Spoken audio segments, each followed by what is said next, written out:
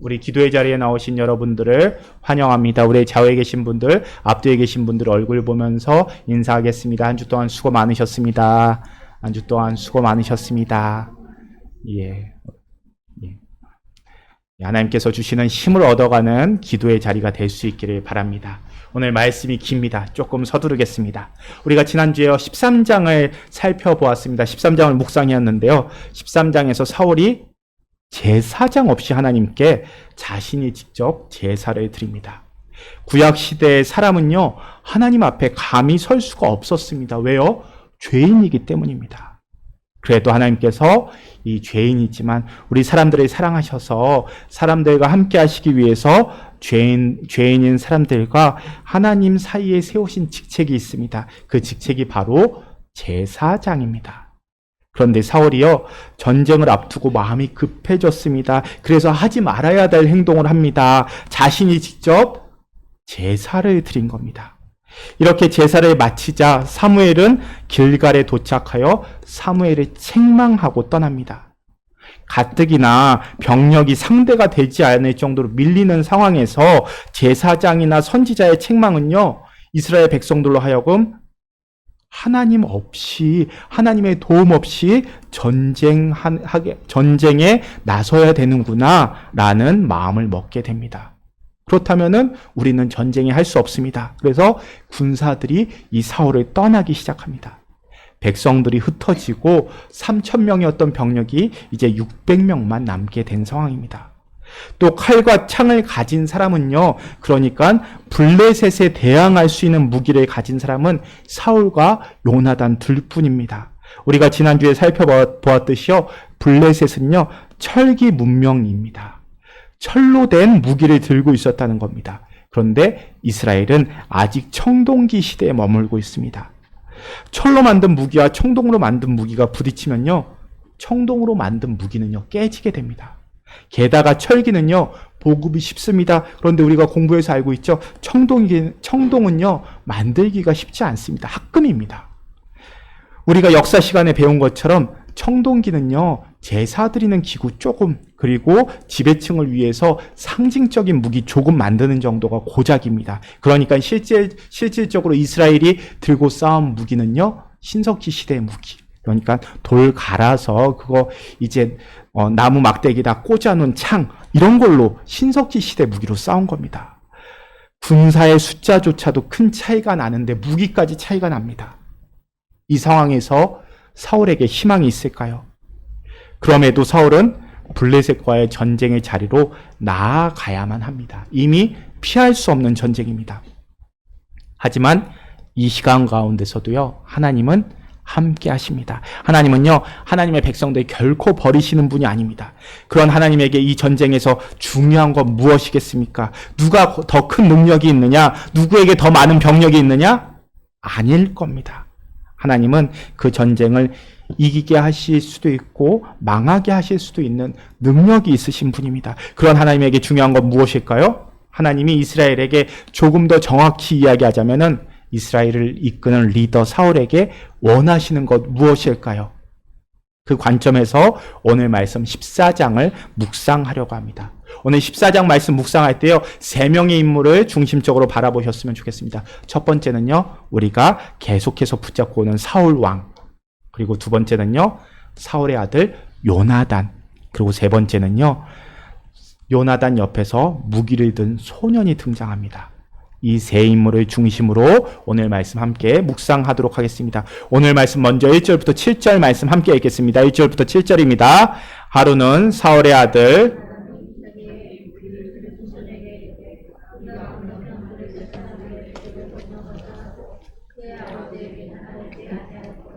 사울이 기브와 변두리 미그론에 있는 석류나무 아래에 머물렀고 함께한 백성은 600명 가량이며 아히야는 에봇을 입고 거기에 있었으니 그는 이가봇의 형제 아히두베의 아들이요 비느하스의 손자요 실로에서 여호와의 제사장이 되었던 엘리의 증손이었더라.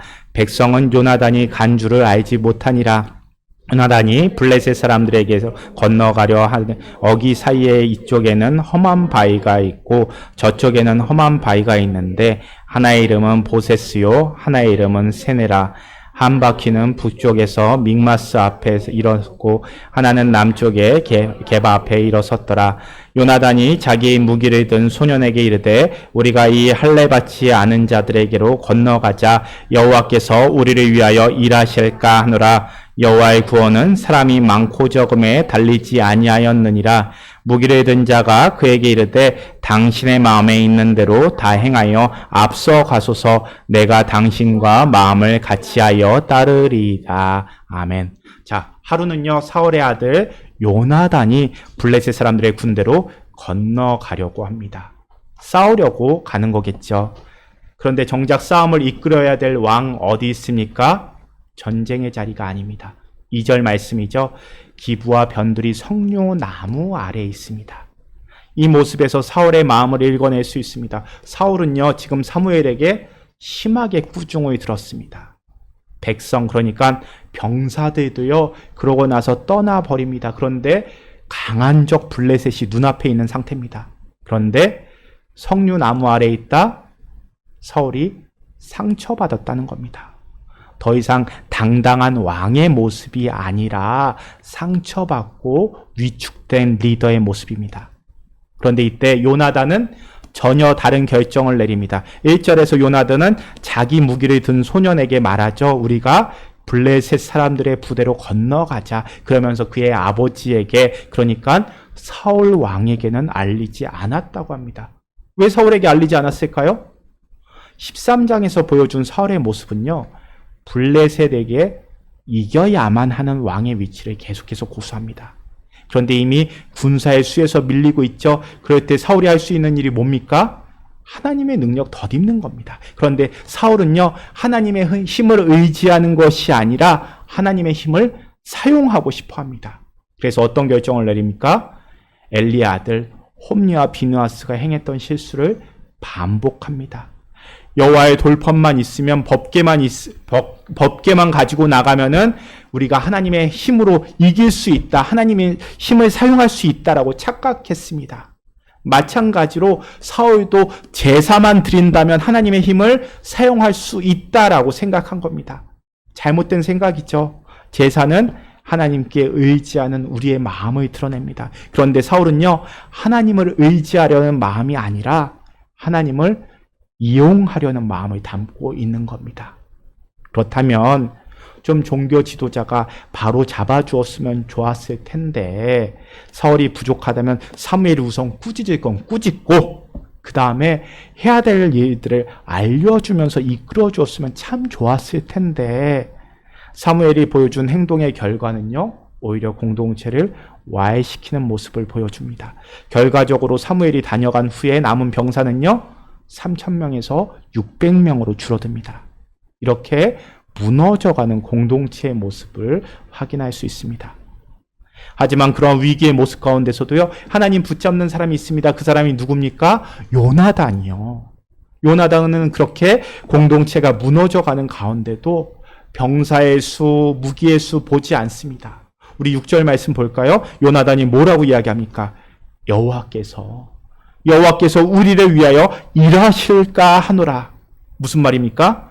하나님께서 우리를 위해서 일하신다면, 하나님께서 우리를 도와주신다면 승리할 것입니다. 라는 뜻입니다.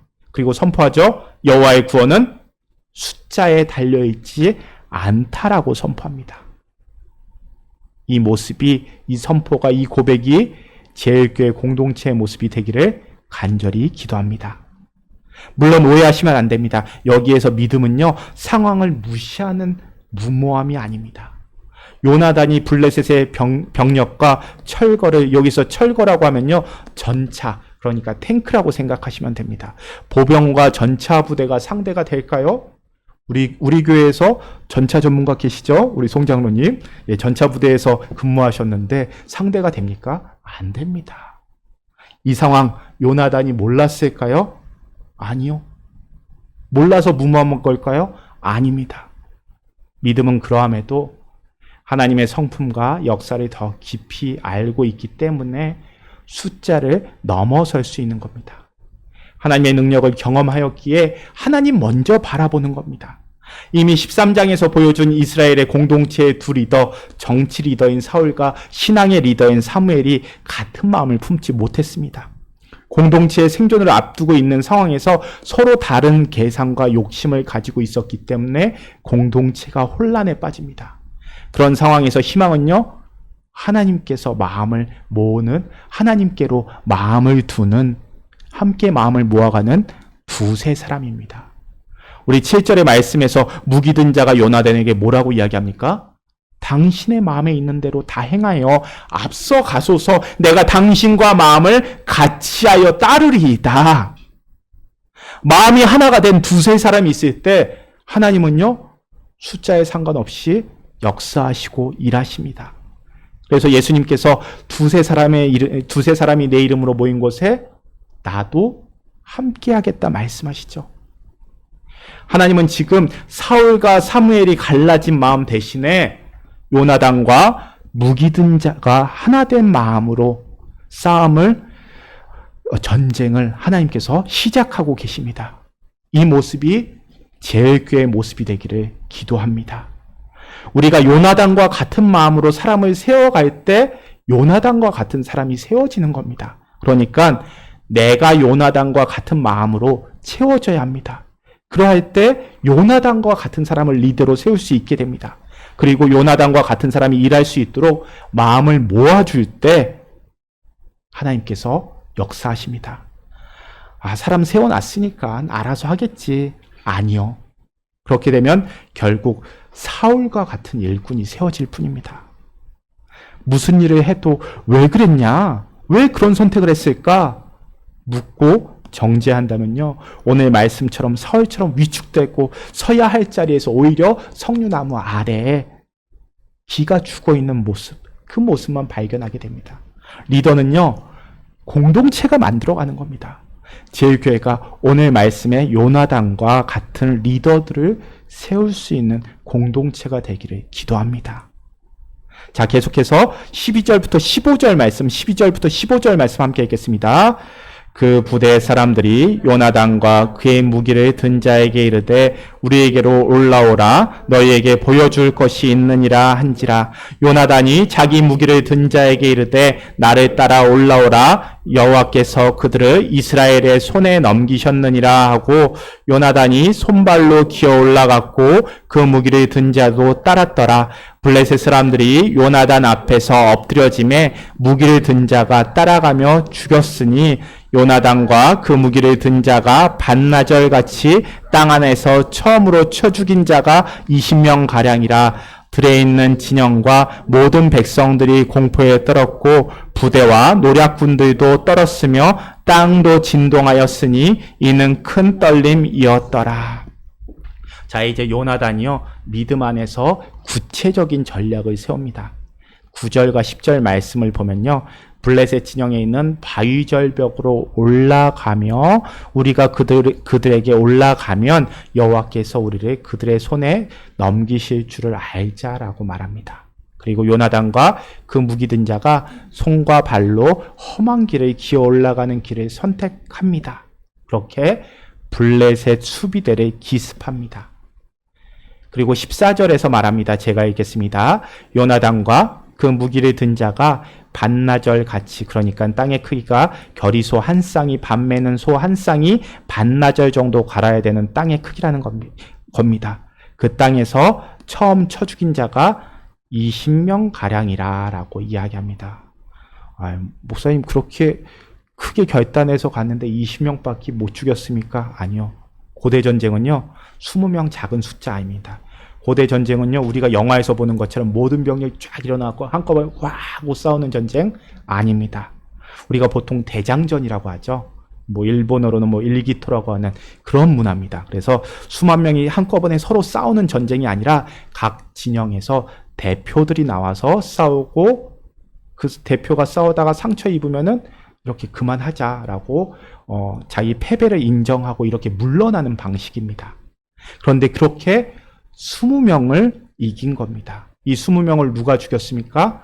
압도적인 병사의 수를 이겨낸 것이 아니라 요나단과 무기 든 자 두 사람이 이 20명을 이겨낸 겁니다. 그리고 15절 말씀이죠. 하나님께서 이 작은 승리를 통해서 적진에서 큰 떨림을 일으키고 들에 있는 군사와 진영 전체에 공포를 퍼뜨리십니다. 그러니까 적진을 혼란에 빠지게 만드신 겁니다. 블레셋은 서로를 적이라고 착각하여 공격하고 줄줄이 무너져 내립니다. 하나님은 이 두 사람의 믿음과 적군 내부의 약점을 동시에 사용하셔서 전쟁의 판을 뒤집어 버리십니다. 이 장면은 경제의 도시를 살아가고 있는 우리가 꽉 붙잡아야 될 것, 숫자가 아니라는 것 이야기해 주는 겁니다. 목사님, 그래도 교회가 사람이 많아야죠. 재정도 넉넉해야죠. 상황이 유리해야 합니다. 물론 사람 자원 상황 중요합니다. 그러나 하나님께서 일을 이루시는데 가장 먼저 보시는 것은 하나님이 기뻐하시는 믿음과 그 마음입니다. 요나단과 그의 함께한 자, 이 두 사람의 마음이 하나가 되었고요. 무엇으로 하나가 되었습니까? 그 마음이 하나님을 믿는, 하나님을 붙잡는 믿음으로 하나가 되었을 때 하나님은 사람의 숫자, 자원의 열쇠를 얼마든지 뒤집으실 수 있는 분임을 기억해야 합니다. 자, 우리가 말씀 계속해서 함께 보고 있는데요. 우리 눈에 잘 들어오지 않는 그러나 중요한 인물이 하나 나옵니다. 우리 3절 말씀 함께 볼까요? 제가 읽을게요. 3절입니다. 아히야는 에봇을 입고 거기 있었으니 그는 누구라고요? 이가봇의 형제 아이두베의 아들이요. 이제 이 아는 이름 나옵니다. 비느하스의 손자요. 실로에서 여호와의 제사장이 되었던 엘리의 증손이었더라. 백성은 요나단이 간주를 알지 못하니라. 자, 아이야라는 인물이 등장합니다. 아이야는 비느하스의 손자입니다. 비느하스 누굽니까? 엘리의 아들이면서 하나님의 궤를 전쟁에 갖고 나갔다가 죽은 제사장이었죠. 그러니까 엘리의 증손이라고 합니다. 그러니까 형통적으로는 정통 제사장 집안입니다. 자, 우리가 지난 말씀 돌아보면요. 하나님은 엘리 가문 위에 심판을 선포하셨고요. 사무엘을 새로운 영적 리더로 세우셨습니다. 그런데 여기서 아히야라는 제사장 왜 등장할까요? 왜 등장했을까요?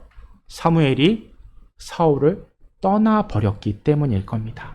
그러니까 사울은요, 제사장이 필요했을 겁니다. 그런데 어떤 제사장이 필요했겠어요? 그래도 내가 왕인데 내 말을 좀 잘 들어주고 나를 지지해줄 어용 제사장이 필요했을 겁니다.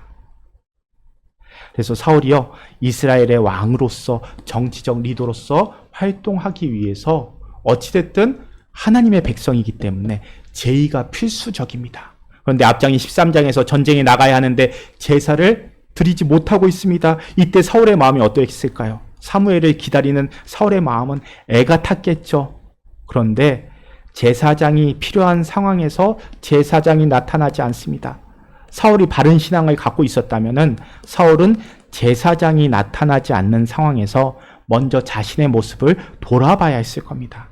이 전쟁이 하나님의 뜻을 반하는 것이라서 그런 것인지 잠시 내려놓고 돌아봤어야 할 겁니다. 그런데 사울의 마음이 급한 겁니다. 블레셋이 목전까지 다가왔습니다. 다른 둘러싸고 있는 상황이 더 나를 압박합니다. 그럴수록 전쟁의 승패가 하나님께 달려있다는 것을 알고 있다면, 믿고 있다면요, 하나님 앞에 자신을 돌아보고 기도했어야 할 겁니다. 물론 사무엘의 인간적인 마음이, 인간적인 욕심이 껴있을 수 있습니다. 사무엘이 나를 지지해주지 않는다는 것을 알기 때문에 저 사람이 나를 좋아하지 않는다라고 생각할 수 있고요. 그렇기 때문에 저건 하나님의 뜻이 아니야, 사람의 뜻이 아닐까라는 생각도 들었을 겁니다. 하지만 그렇다고 내가 제사장의 자리에 나아가는 우리를 범하지는 말았어야 합니다. 오히려 한 번 더 이 전쟁 정말 하나님께서 원치 않는 전쟁이실까? 내 뜻으로 이 전쟁을 이끌어가는 것 아닐까? 한 번 더 기도해야 되는 상황입니다. 그런데 사울은요, 그러지 못합니다. 결국 기도의 응답 시간을 기다리지 못하고 내가 결정하고 내가 행하게 되죠. 그래서 사무엘에게 그렇게 꾸중을 받았다면 사울은요, 더욱 자신의 모습 회개하며 기도해야죠. 하나님께 긍휼을 구해야죠. 그런데 사울이 어떻게 합니까? 제사장이 하나뿐이야? 라는 마음으로 엘리 집안의 후손인 아이야를 데려와서 자신의 옆에 세운 겁니다. 무슨 의미입니까? 사무엘과는 틀어졌지만 그래도 제사장 집안의 후손이 내 옆에 있다는 겁니다. 내 손 안에 내 마음대로 제 일을 행할 수 있도록 내가 원할 때 제사 드려주고 내가 원할 때 하나님의 말씀 들려주는 제사장, 그것도 정통 레위 집안의 후손 내 옆에 두겠다는 겁니다. 그 말은요, 제사장은 옆에 뒀지만 하나님을 의지하는 것이 아니라 하나님을 이용하겠다는 마음입니다. 우리 이어지는 18절, 19절 말씀 함께 읽어볼까요? 18절, 19절입니다. 사울이 아이야에게 이르되 하나님의 궤를 이리로 가져오라 하니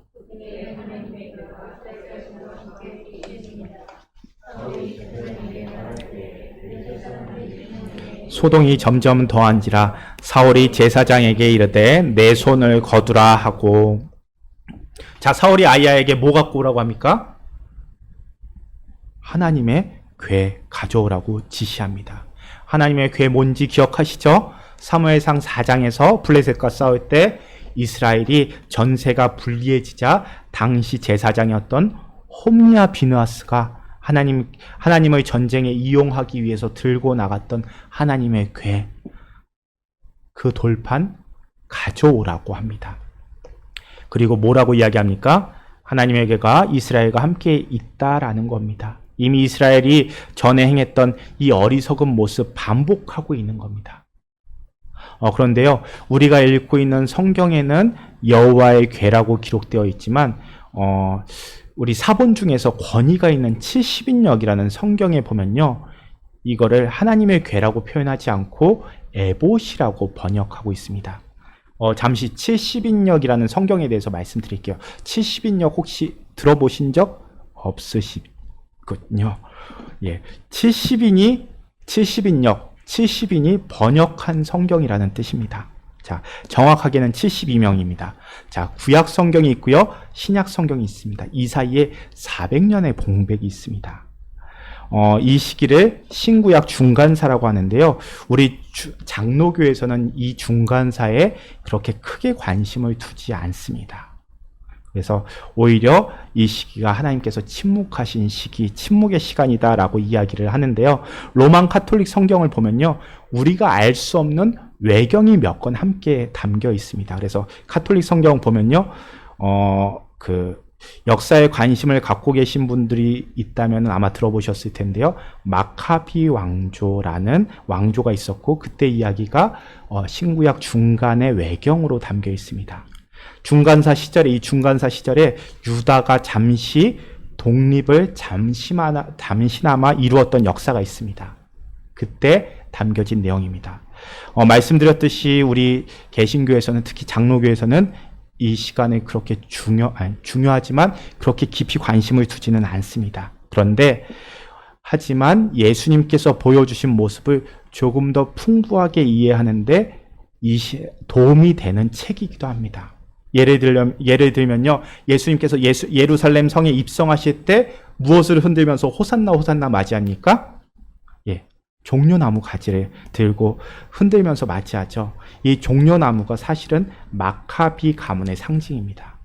그러니까 유다 사람들은 예수님께서 예루살렘 성에 입성하실 때 마카비 왕과 같은 모습을 기대하면서 맞이했다는 의미입니다. 이 부분은 나중에 기회가 있을 때 살펴보고요. 중요한 것은 이 70인역이라는 성경인데요. 기원전 2세기경에요. 이집트 알렉산드리아에 있는 도서관이 있었습니다. 그런데 우리 프톨레마이오스 2세라는 왕이 있었는데 제법 힘이 있었습니다. 그 왕이 이제 알렉산드라 시대부터 이어지는 그 왕조인데, 이제 많은 것들을 이루었으니 뭐에 관심을 갖게 됩니까? 문화에 관심을 다 갖게 되죠. 그래서 이 크고 좋은 도서관을 세상의 모든 지혜책들을 수집하라, 모든 지혜책으로 채워라라고 명령을 내립니다. 여기서 이해하는 세상은요, 지중해와 중동 지역입니다. 그리고 그 지혜서에 성경이 포함됩니다. 이때 성경은 구약 성경이겠죠? 신약 성경 이전이니까요. 그 가운데 특별히 모세오경을 가져갑니다. 그런데 구약 성경이 무슨 언어로 쓰여져 있습니까? 히브리어로. 그런데 이 사람들이 히브리어를 읽을 수 있을까요? 없을까요? 없겠죠. 그러니 번역을 해야죠. 무슨 언어로요? 이집트에 있는 도서관이지만 헬라어로 번역을 합니다. 당시에 그리스가 모든 문화를 지배하고 있었습니다. 그리고 프톨레마이오스 왕조도요, 그리스 사람들입니다. 그래서 구약 성경을 지혜서로 가져다가 이 도서관에 보관하기 위해서 그리스어로 번역을 시킵니다. 번역을 위해서 유다 사람들을 착출해 옵니다. 12지파에서 각각 6명씩 데리고 옵니다. 그럼 12 곱하기 6 몇 명입니까? 72명이죠. 근데 72명인데 70인역이라고 이야기를 합니다. 그래서 뭐 여러 가지 의견도 있지만 70인데 그냥 편의상 70명이라고 불렀다라는 설명도 있고요. 2명이 중간에 탈락했다라는 설명도 있는데요. 어쨌든 이 70명을 각 방에 한 명씩 넣고 격리시켜서 번역을 시킵니다. 그런데 이후 번역된 성경을 보니 서로 단어 하나, 글자 하나 틀리지 않고 완벽하게 일치했더라. 성령님의 인도하심으로 번역이 되었다더라. 라는 전설이 내려옵니다. 전설입니다. 자, 어쨌든 이 70인역 번역이요, 계속해서 필사되어서 초기 기독교부터 공식적인 권위를 가진 구약 성경책이 됩니다. 그리고 이후에 이 원본이 드라마틱하게 19세기, 20세기에 발견되기도 합니다. 자, 어찌됐든 70인역 성경은요, 히브리어 구약 성경은 아니지만 원본이 없기에 헬라어임에도 상당한 권위를 가진 구약 성경입니다. 여기서 권위를 가졌다는 것은 원본에 가깝다라는 뜻입니다. 자, 재밌죠? 그래서 혹시 성경책 보다가 LXX라고 써진 표시를 보면요, 70인역이구나. 라틴어로 LXX가 70이란 뜻입니다. 그리고 또 라틴어로 들어보셨을지는 모르겠지만 셉투아진트라는 성경책 얘기하면은 70인역이구나 생각하시면 됩니다. 자, 이야기가 너무 멀리 갔는데요. 다시 돌아와서 이 70인역이라는 권위 있는 성경을 보면요, 여호와의 궤를 에봇이라고 번역합니다. 무시할 수 없는 이 성경에서 에봇이라고 번역했는데 왜 하나님의 궤가 아니라 에봇으로 번역했을까? 여기에 몇 가지 해석이 있지만 지배적인 해석은요, 이 아히야가 에봇을 입고 있는 제사장이 있지만, 자, 아히야의 비누았을 때 어떻게 돼요? 하나님께서 끊으시죠. 그래서 그렇게 높은 위치에 있는 제사장은 아니었을 것이다 라는 해석이 일반적입니다. 그러니 이 홈리와 비누아스처럼 여호와의 궤를 가져갈 수 있는 위치는 아니었을 것이다. 그러니 에봇을 입고 나갔고 그 에봇을 가져왔을 것이다 라는 것이 후대 이 70인용 번역가들이, 그러니까 이거는 하나님의 궤는 아닐 겁니다. 에봇이 더 정확한 의미일 겁니다 라고 해석을 합니다. 자, 어찌됐든 비록 에봇을 갔다고 할지라도 에봇은 제사장이 입는 옷이죠. 그러니까 하나님의 궤일지라도, 그리고 에봇일지라도 사울이 정치적 지도자가 제사장한테 그거 갖고 와, 가져오지 마, 요구할 수 있는 것이 아니라는 겁니다. 그러함에도 사울 옆에서 사울의 명령을 듣는 아히야의 모습이 무엇을 의미하는지 우리는 생각해 볼 수 있습니다. 그렇죠? 그러니까 이 아히야는 정말 정권의 말을 잘 듣는 제사장 역할을 했다는 겁니다. 병풍과 같은 제사장이었을 겁니다. 자, 다시 말씀 18절 19절로 돌아와서요. 이 말씀을 보면요, 사울은 처음에는 하나님의 궤를 가져와라. 무슨 뜻입니까? 그래도 하나님의 뜻을 물어보자는 겁니다. 그런데 19절에서 제사장이 말할 때, 아히야에게 말할 때 블레셋 사람들의 진영의 소리가 점점 더한지라, 블레셋 진영의 소리가 커지자 사울이 제사장에게 뭐라고 이야기합니까? 내 손을 거두라. 무슨 얘기예요? 됐어. 지금 급한 거 그거 아니야. 라고 이렇게 명령하는 위치가 됐다는 겁니다. 자, 그리고 사울도 이제 안 겁니다. 빨리 쳐들어갈 때가 됐구나 라고 이야기를 합니다. 그러니까 아히야는 사울에게 명분상 세워둔 제사장이지 부리기 쉬운 제사장이라는 겁니다. 아이야도 그런 자신의 위치를 잘 알고 있었을 겁니다. 이미 망한 집안의 후손입니다. 제사장의 의미는 하나님과 사람들 사이에 중간자 역할을 해야 합니다. 그런데 제사장이 사람들에게 신뢰를 받지 못한다면 또 어떻게 제사장 역할을 감당하겠습니까? 자, 그런데 오늘 말씀 이후에요. 계속해서 사무엘상을 따라가다 보면요. 하나님은 아이러니하게도 그런 병풍 취급을 받는 제사장을 통해서 사울의 잘못된 발걸음을 몇 번이나 멈추게 하십니다. 자, 이 부분은 앞으로 우리가 살펴보도록 하겠습니다.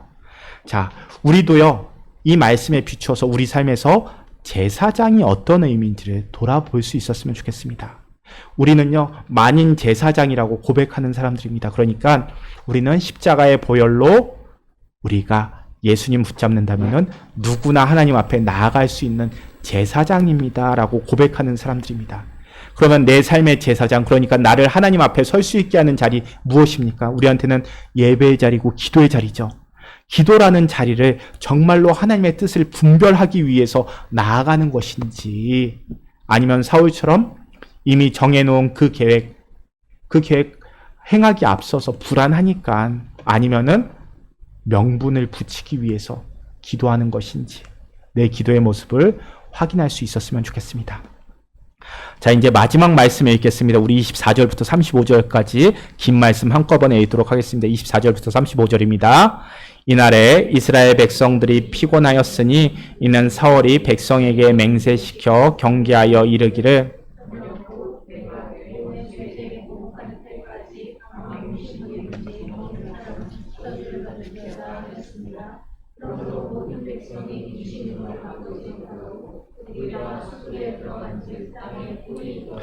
백성이 숲으로 들어갈 때 꿀이 흐르는 것을 보고도 그들이 맹세를 두려워하여 손을 그 입에 대는 자가 없었으나 요나단은 그의 아버지가 백성에게 맹세하여 명령할 때 듣지 못하였으므로 손에 가진 지팡이 끝을 내밀어 벌집에 꿀을 찍고 그의 손을 돌려 입에 대매 눈이 밝아졌더라. 그때 백성 중 한 사람이 말하여 이르되 당신의 부친이 백성에게 맹세하여 엄히 말씀하시기를 오늘 음식물을 먹는 사람은 저주를 받을지어다 하셨나이다. 그러므로 백성이 피곤하였나이다 하니 요나단이 이르되 내 아버지께서 이 땅을 곤란하게 하셨도다. 보라,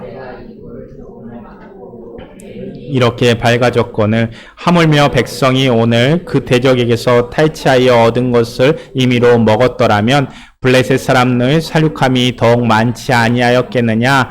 그날의 백성이 믹마스에서부터 아얄론에 이르기까지 블레셋 사람들을 쳤으므로 그들이 심히 피곤한지라. 백성이 이에 탈취한 물건에 달려가서 양과 소와 송아지들을 끌어다가 그것을 땅에서 잡아 핏째 먹었더니 무리가 사울에게 전하여 이르되 보소서 백성이 고기를 핏째 먹어 여호와께 범죄하였나이다. 사울이 이르되 너희가 믿음 없이 행하였도다. 이제 큰 돌을 내게로 굴려오라 하고 또 바울이 이르되 너희는 백성 중에 흩어져 다니며 그들에게 이르기를 사람은 각기 소와 양을 이리로 끌어다가 여기서 잡아먹되 핏째 먹어 여호와께 범죄하지 말라 하라 하매 그 밤에 모든 백성이 각기 자기 소를 끌어다가 거기서 잡으니라. 사울이 여호와를 위하여 제단을 쌓았으니 이는 그가 여호와를 위하여 처음 제단이었더라. 아멘. 자, 이제 전쟁의 중반부에 들어간 겁니다. 전쟁 중반부에 백성의 상태에 대해서 이렇게 말합니다. 24절 첫 구절이죠. 이날에 이스라엘 백성들이 피곤하였으니. 자, 이 문장을 원문으로 보면요. 피곤하다는 표현이 단순히 힘들다 정도가 아니라 짓눌려 있다, 압박받고 있다라는 뜻을 담고 있습니다. 왜 이렇게 되었을까요? 24절부터 계속 따라가다 보면 사울이 백성에게 맹세를 시킵니다. 저녁 곧 내가 내 원수에게 보복할 때까지 아무 음식물이든지 먹지 말라. 먹는 자는 저주를 받을지어다 라고 설명합니다. 그리고 이 구절도요. 70인역 성경을 보면요. 이 구절에 한 문장이 더 덧붙여져 있습니다. 그날에 사울이 무지한 맹세를 하였다라고 사울의 모습을 평가하고 있습니다. 사울은 왜 이런 맹세를 하였을까요? 아마도 사울은 영적 걸기를 보여주고 싶었던 것 같습니다. 사울의 마음을 가장 어지럽게 했던 것 무엇입니까? 이 전쟁이 하나님께서 함께 하시는 전쟁이라는 명분을 믿지 못했다는 겁니다.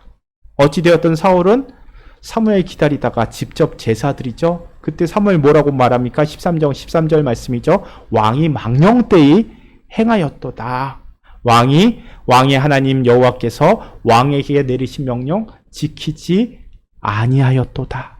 그리고 마지막으로 지금 왕의 나라가 길지 못할 것이다. 무슨 뜻입니까? 망할 것이다 라는 선지자의 이야기를 들었습니다. 그 말이 계속해서 마음속에 상처로 남아있는 겁니다.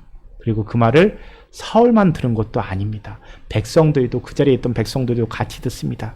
그러니 사울은요, 계속해서 하나님의 뜻이 자기와 함께 있다라는 당위성을 갖고 싶었고요. 그 모습을 백성들에게 보여주고 싶은 겁니다. 그래서 경건하게 금식하며 승리하겠다라고 선포하는 겁니다. 그러니까 우리가 원수를 갚기 전에는 먹지도 쉬지도 않겠다라는 식으로 전쟁 슬로건을 만들고 싶었던 것 같습니다. 하지만 현실은 어떡합니까? 전쟁 중에 금식 명령은요, 군인들 죽이는 길입니다. 싸우는 사람 제대로 먹어야 싸울 수 있습니다. 그렇게 먹지 못해서 힘이 빠진 군대는요, 전쟁에서 무엇보다 집중력 잃게 되고요, 또 작은 유혹에도 쉽게 넘어가게 됩니다. 그러니까 사울은요, 자기의 종교적인 열심을 내기 위해서 오히려 백성들 억압하는 제도를 만들어버린 겁니다. 그 결과가 어떻게 됩니까? 25절 말씀이죠. 숲에 들어갔더니 뭐가 있습니까? 꿀이 있다고 합니다. 그런데 아무도 그 꿀에 손을 대지 못합니다. 배고파서 짓눌려 있는데도 먹지를 못합니다. 왜 그럴까요? 사울의 명령 때문입니다. 그런데 이 병사들이 지금 누구랑 같이 있습니까? 요나단이요. 그런데 요나단은요, 사울이 이런 명령을 한 것을 알지 못합니다. 그래서 요나단이 용감하게 지팡이 끝으로 꿀을 찍어서 먹습니다. 그러자 그의 눈이 어떻게 됐다고요? 밝아졌다고 합니다.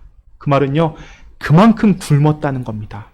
당이 떨어진 사람이 당 보충하면요, 눈이 번쩍 뜨이는 경험 우리들 다 있으시죠? 자, 그런데 그 모습을 본 사람들이 말합니다. 28절 말씀이죠. 당신 아버지가 백성에게 맹세하여 이르시기를 오늘 음식물 먹는 사람은 저주를 받을지어다 하셨나이다. 그런데 거기서 끝나는 것이 아니라 말을 이어갑니다. 그러므로 백성이 피곤하였나이다 라고 덧붙입니다. 하고 싶은 말이 뭡니까? 우리가 죽겠습니다. 우리도 먹게 좀 해주십시오 라는 간청입니다. 요나단이 그런 병사들의 말을 알아들을까요? 못 들을까요? 알아듣습니다. 그래서 말하죠. 29절부터의 말씀입니다. 나의 아버지께서 이 나라를 어렵게 만드셨구나. 생각해 보아라. 이 꿀을 조금만 찍어서 맛만 보아도 눈이 번쩍 뜨이고 생기가 넘치는데 오늘 우리 군인들이 적에게서 빼앗은 것들 먹고 싶은 대로 먹었더라면 얼마나 더 좋았겠느냐. 그랬더라면 블레셋 사람들이 더 많이 죽이지 않았겠느냐 이야기합니다. 요나단의 말은 비록 아버지일지라도 리더의 잘못된 경건이 백성의 힘을 빼고 있다는 것을 인정하고 지금 필요한 것은 종교적인 과시가 아니라 사람을 살리고 싸울 수 있는 힘을 주는 지혜라는 것을 지적하고 있는 겁니다. 그리고 그런 잘못된 사울의 경건에 대한 요구가 병사들이 아니라 결국 이 병사들이 범죄하게 만듭니다. 32절 말씀이죠. 백성이 이에 탈취한 물건에 달려가서 양과 소와 송아지를 끌어다가 그것을 땅에서 잡아 어떻게 먹는다고요? 피치해 먹게 됩니다. 우리가 잘 알고 있죠? 레위기에 따르면 피는 생명이니 피치해 먹지 말라라고 율법에 분명히 이야기합니다. 그런 율법을 알고 있지만 병사들은요, 너무 배가 고파서 피 뺄 시간도 여유도 없었던 겁니다.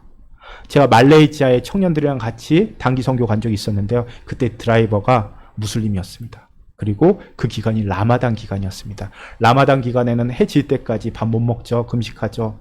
이 친구가 이제 해질 시간이 5분 남았을 때 손을 부들부들 떨면서 한 손으로 운전대를 잡고 한 손으로 빵 봉지를 들고 있습니다. 그리고 그 시간이 땡 하자마자 손에 들고 있던 빵을 바로 입에 넣어서 먹더라고요. 자, 그러니까 이게 무슨 의미가 있겠습니까? 결과적으로 이렇게 어려운 사울의 잘못된 정책이 백성들을 율법을 어기는 죄를 범하게 만듭니다. 사울의 무지한 맹세 때문에 백성이 하나님께 범죄하는 상황이 되어버린 겁니다. 그제서야 사울은 자신이 범죄했다는 것을 알고 돌의 제단을 쌓고 그 돌 위에서 그 제단 위에서 그 제물들 고기들 잡아 먹으라라고 명령합니다. 이러한 모습은 사울의 경건함이라기보다는 자신의 잘못된 서원으로 인한 결과를 뒤늦게 메우려는 모습입니다. 그리고 사울은요, 34절, 35절의 말씀에 나타나는 것처럼 더 이상 핏째 먹는 범죄를 행하지 않도록 제사드릴 곳 마련해서 여호와를 위해서 제단을 쌓았는데 마지막에 뭐라고 덧붙입니까? 이 제단이 사울이 여호와를 위하여 제단을 쌓았으니 그가 여호와를 위하여 처음 쌓은 제단이었더라 라는 겁니다. 자, 교회 안에서도 마찬가지입니다. 잘못된 경건의 강요는요, 다음 세대에게 오히려 죄를 범하는 길로 인도하게 될 때가 많습니다. 어쩌면 우리 자녀들의 현실을 보지 못하고 경건만 강요하는 것은 오히려 부모의 눈을 속이고 육신의 부모뿐만 아니라 하나님 속이는 방법까지도 우리가 일깨워 주는지도 모르겠습니다. 우리가 아이들에게 스마트폰 하지 말라고 그거 좋은 거 아니라고 강요하면 아이들 어떤 모습 보일까요? 자, 저 어렸을 때 어머니가 수요 예배 가시기 전에 TV 보지 말라고 그 시간에 공부하라고 말씀하시고 가십니다. 그럼 저는 어떻게 할까요? TV 열심히 보다가요, 어머니 집에 오실 때쯤 되면은 TV 끄고 공부하는 척 합니다. 근데 어머니도 아시죠? 눈치가 있으시니까. 그래서 다음 주에도 그렇게 하니까 TV 옆구리를 만져보십니다. 왜요? 봤나 안 봤나, 열이 있나 없나죠. 그 다음 주 제가 어떻게 했겠습니까? TV 잘 보다가 어머니 오실 때쯤 얼음을 꺼내서 수건에 싸서 TV를 식혔습니다. 그러니까 그 다음 주에 우리 어머니 어떻게 하십니까? 리모컨을 숨겨놓고 가십니다. 그럼 제가 어떻게 할까요? 고장난 버튼에 니퍼로 돌려가면서 리모컨 대신 TV를 켜서 보다가 껐습니다. 그러니까 그 다음 주에 우리 어머니 어떻게 하십니까? 코드를 숨겨놓고 가십니다. 제가 어떻게 했을까요? 다른 전자기기에서 코드를 빼다가 TV에 연결해서 보다가 어머니 오실 때 다시 돌려놨습니다. 자, 우리는요, 어떻게든 방법을 찾는 사람들입니다. 그렇죠? 그러니까 상황을 고려하지 않고 아이들의 마음을 생각하지 않고 경건과 교육을 강요하는 것은 결코 답이 될 수 없다는 겁니다. 오히려 상황을 이야기하고 함께 길을 찾기를 도모할 때 우리는 또 어떻게든 할 수 있는 길을 찾아냅니다. 그게 우리들입니다. 그러니까요, 이 말을 반대로 하자면요, 요나단과 그 옆에 무기를 든 소년처럼 하나님을 향한 마음만 정확하다면요, 그 길이 불가능해 보일지라도, 사람들은 그거 방법이 없다고 얘기할지라도 우리는 어떻게든 하나님 앞에서 그 일들 해내는 사람들입니다. 그리고 그 모습이 교회라는 공동체가 가진 힘입니다. 우리 제일교회도요, 그렇게 함께 길을 열어가는 공동체가 되기를 바랍니다. 우리가 먼저 요나단이 되어서 요나단과 같은 리더들을 세워갈 수 있고, 또 그 사람들에게 우리의 마음을 합해 줌으로써, 우리의 믿음을 하나 되게 만듦으로써 세상 사람들이 불가능하다라고 하는 일들을 행하고 이루어낼 수 있는 제일교회가 될 수 있기를 축원합니다.